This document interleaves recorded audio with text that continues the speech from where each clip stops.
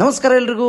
ನಾನು ಹವಾ ಮಲ್ಲಿನಾಥ್ ಮಹಾರಾಜ್ ಅಪ್ಪಾಜಿಯವರ ಜೊತೆ ದಿಗ್ಗಾಂವ್ಗೆ ಗುರುಪೂರ್ಣಿಮಾ ಅಂಗವಾಗಿ ಅವರ ಜೊತೆ ಕಾರ್ನಲ್ಲಿ ಹೋಗಬೇಕಾಗಿರುವ ಸಮಯದಲ್ಲಿ ನನ್ನ ಕಣ್ಣೆದುರೇ ಆಗಿರುವಂಥ ಒಂದು ಅದ್ಭುತವಾದಂಥ ಪವಾಡನೆ ಅಂತ ಹೇಳಬೇಕಾಗ್ತದೆ.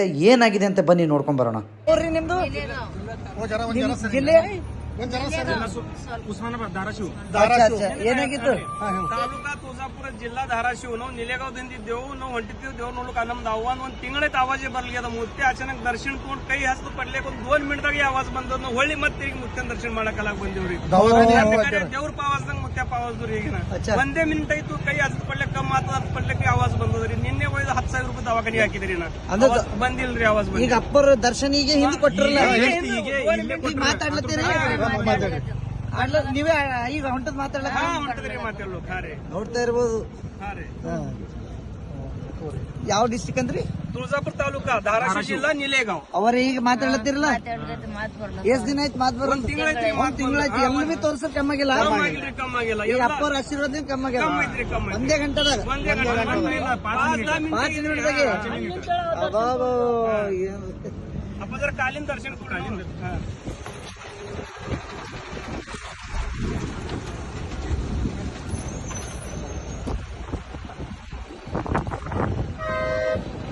ಅಪ್ಪ ನಾಳೆ ಹನುಮಾನ್ ಮಂಗಲ್ ಕಾರ್ಯಕ್ಕೆ ಬರ್ತೀವ್ರಿ ಅಪ್ಪ ನಾವು.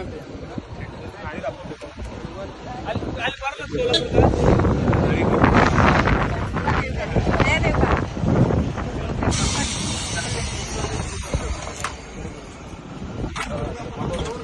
ಈಗ ಒಂಟ ಬರ್ರಮ್ಮ.